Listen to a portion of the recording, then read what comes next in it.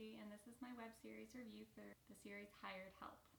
Hired Help is a series about an awkward girl named Ava who's hopelessly in love with a girl named Jane who goes to her school, and the guardian angel, Charlie, who comes down from heaven to try and help her get the girl. Some things I really liked about this series was that there was a lot of LGBT representation. The main character, Ava, and the girl she has a crush on, Jane, are both bisexual. The guardian angel, Charlie, is a lesbian, and Ava's friend, Billy, is asexual.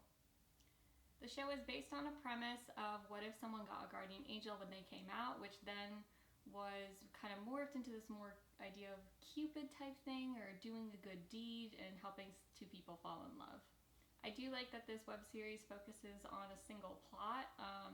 Not all good web series have to have that, but I feel like for this one in particular, focusing on the one main thing, which is to get Ava and Jane together, or to just help Ava find true love, whatever that might mean. It's a good thing for them to stay with, considering they do have a small cast and a lot of the episodes are short. The shortness of the episodes was one thing I had a problem with this web series.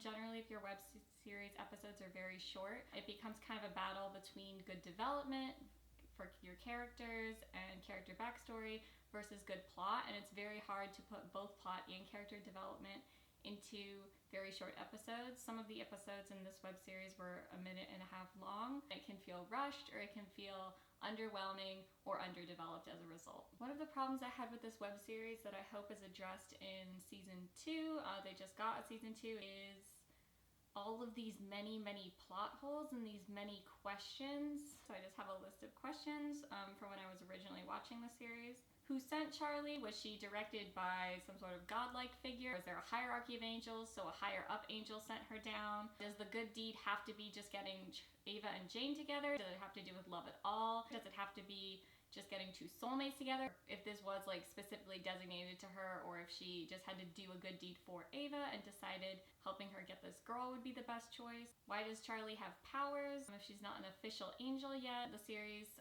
projects that if Charlie does this thing for Ava, then by doing that good deed, she'll get out of limbo and be alive again, which was kind of confusing to me, since usually the premise involves getting your wings and ascending to heaven or being a more powerful angel, whereas in Charlie's case, she's going to be alive again. So that seemed a little more like something that would happen with Ghost or with Cupid, or generally just doesn't follow the general narrative of angels. That could be interesting. They could be trying to move it in a new direction, and there's nothing necessarily bad about that. It was just really confusing for me in terms of the cultural depiction of angels and the fact that all of this is just kind of accepted without acknowledging that it definitely deviates from the general tropes. The series is filmed in a TV style, so some of that did extend into very minor audio issues and eyeline matches.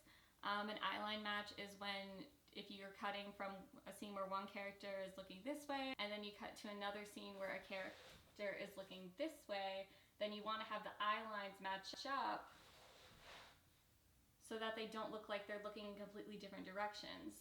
But again, these are very minor issues, so it's definitely not 100% reason to not watch the series. I would suggest you watch the series if you really like plots that are driven by LGBT or queer themes. Story centers around Ava's crush on Jane, and like I said, the majority of the cast is LGBT. If that's really important to you, especially regarding the way queer women and LGBT people are treated in the media these days, it's a really good series to watch because it's cute, it's funny. There's confirmation from the head writer that there will be no deaths involved, besides Charlie, who's obviously already dead. You can be reassured there's going to be a somewhat happy ending in that sense.